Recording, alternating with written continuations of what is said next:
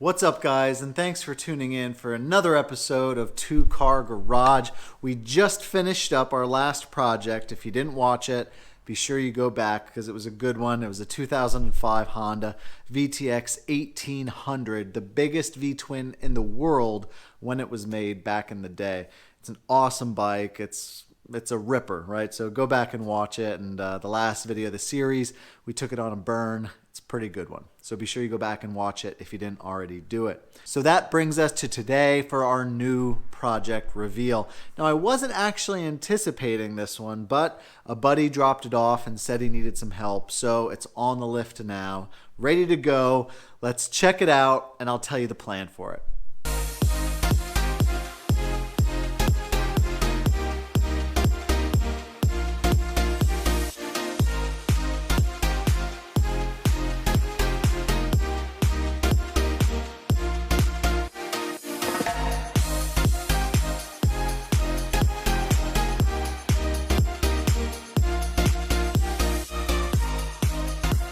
And here it is, a 1974 Yamaha DT250, an awesome example of a vintage enduro bike. All right, so here's the origin story of our 1970s Yamaha vintage enduro.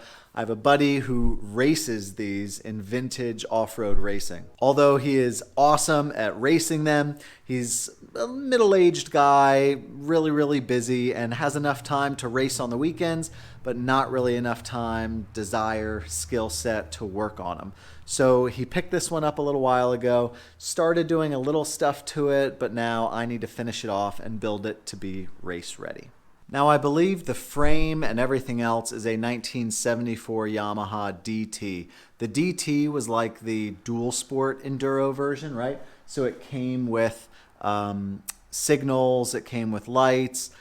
It was, kind of for the road. The suspension was sort of roadworthy and everything. As you could tell from the bike, it's all pretty much stock, right? Handlebars, speedometers, the lights and the tail light is still on there. So the order of events, right, is going to be to get it running good, and then to strip it down and build it for off-road racing. So that'll mean different handlebars, pulling and simplifying all the electrics and going from there. So let's go on a tour of this bike. We'll go through most of the main systems, see what sort of initial condition they are, and start making a list of things that we'll do to get it running, to check to see if it runs, right? And then from there, to build it to be off-road ready. Let's do it. Let's check it out. Let's start at the front and then work our way back. So we come to the front brake here, the front drum brake. Looks like just a single lever. There's the brake line. I'm looking for a wear indicator. A lot of times there's a little arrow showing you when the drum is, or when the brake shoe rather, is completely worn down. I don't see one. So, if it stops, then the brake is good. So I imagine we're good there. Here's the speedometer cable. That looks like it's in. We'll have to check that to see if the speedometer works. Even though we'll pull it later, it'll be nice to know. Looks like somebody had the wheel off at some point because this is a somewhat fresh, extremely large cotter pin. So they either took the wheel off for, a tube replacement or something, or maybe they replaced the brakes as well. Here we have the forks and the dust seals. So let's pull up. I see some grease and grime right there. See that? So that maybe at some point there was some seepage from the fork seals. Let's move these dust seals up and look in there and see if we have any leakage. Okay, we pulled the dust seal up. Looks pretty darn... Nah, never mind. There's some oil right back in there. Look, not sure if it's fork oil or water. Let me do like a car wizard test here and see if I can taste it. Yep. No, that's oil. Okay, so we have a little bit of fork oil seepage. Nothing to write home about. It's not, we don't see it dripping down the back or seeping out a ton. So, I'm not too worried about it. And I doubt that the owner will want to replace it for the time that would take. Considering this thing will be off-road only, I'll just, ask him if, he wants me to pretty much just top off the fluid. Next we see this honky tonk. This is an aftermarket fork brace. So this came with a steel like road fender, but the fender on these old forks acts as a fork support. You know, these aren't very stout and they can twist and turn, especially off-road. So the fender from the factory acts like a fork brace. So when you remove the stock steel fender, you should replace it with something, either by, you know, cutting down and chopping your fender or getting one of these, which is pretty thick steel or aluminum there. So this thing is actually pretty nice. So we'll definitely keep this. They have an older aftermarket front off-road fender on this already. What brand is this? Looks like it says Preston Petty product, Baja, patent pending. Looks like we've got our headlight bucket in here. I don't see any markings on the glass, right? Like you would expect a manufacturer logo. You would expect to see like it's say Japan underneath of it or Stanley. I don't see anything, so that tells me that this is most likely an aftermarket lens. In fact, looking at it, it might be an entire aftermarket bucket. Yeah, I don't think this is stock, so looks like at some point it got an aftermarket bucket. From the factory, these bulbs aren't serviceable, right? It's a sealed beam. So if it burns out, you pretty much have to get an entire unit, which are unobtainium pretty much right now, except for crazy money. So it's not too surprising that they replace the whole bucket at some point. Now that we're onto the handlebars, we have some old deteriorated grips on it. Looks like no, it's not an aftermarket. It's just all twisted and janked. Left-hand controls there. I can't believe that this is stock on it though. Look how nice and clean these letters are. They're usually not that clean. It says Yamaha on it, just upside down right there. But I don't know if this is stock or not. But either way, looks like they deleted the turn signal switch. They probably just pulled this from another Yamaha. So yeah, in pretty good condition. These are the original handlebars. You see the factory sort of cross brace there. The clutch lever, let me check. Yep, clutch has some nice resistance there. You might inspect the clutch later, even though it feels okay now, just to see. And now on to the honey hole of the gauges. Let's see what we're working with. We are working with 28,877. That can't be right. Is this a tenth or is this an entire mile? I think that's no, that's got to be a tenth, right? Yeah, that's got to be a tenth. There's no way this bike has 28,000 miles on it. It's got to be 2,887. Over here we have our tack. Looks like it red lines at 7.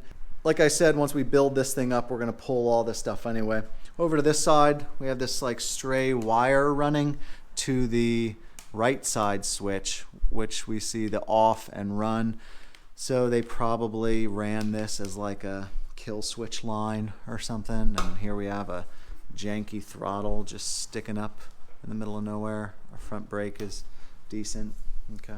Now the tank. Now from 15 feet back, this tank looks really, really nice because of this orange, right? But up close, you can see all the imperfections in it and sort of surface rust bubbling.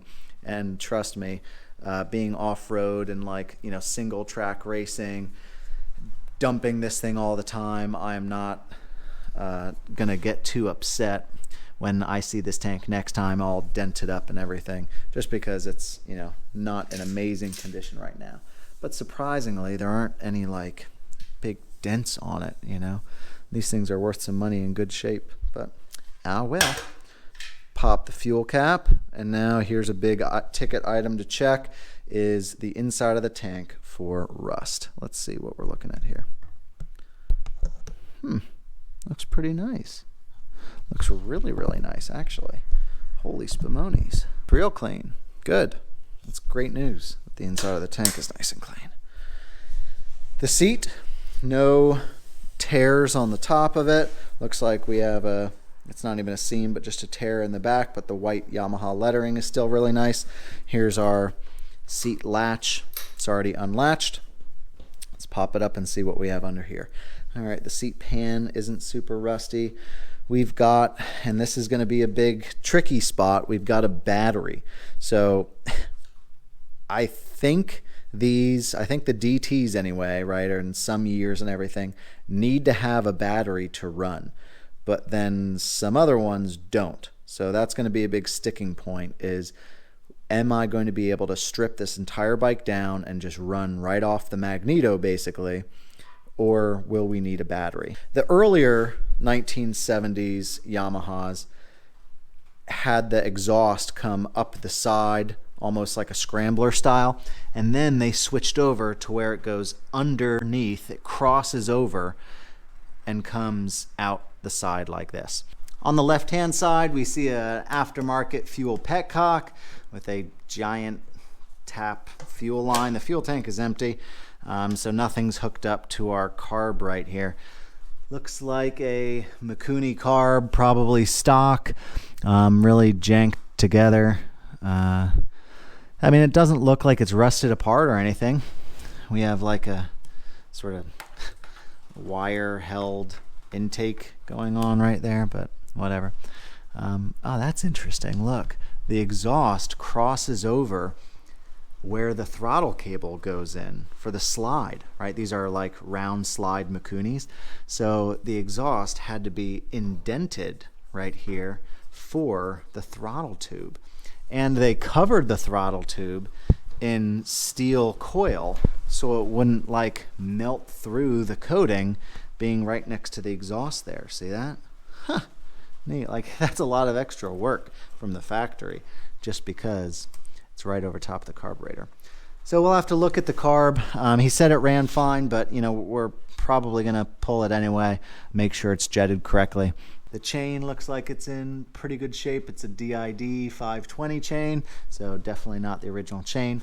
This looks like a bigger rear sprocket than what would come on it. It's 47 tooth. I'm not sure what the factory was. You can see right there it says 47. So we'll have to look up, see if it's already got a bigger sprocket on it. It sure is shooting, looks bigger. As we work our way to the other side here, we can see that our axle chain tightness adjuster is kind of right in the middle, so that's kind of nice. So we still have a lot of free play, so we won't have to replace the chain. The rear brake works fine as far as I know, so that's nice. Again, no wear indicator on the rear brake to double check anything.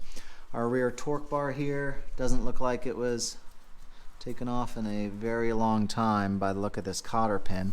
A lot of times these get smashed and bent, but this one looks pretty good.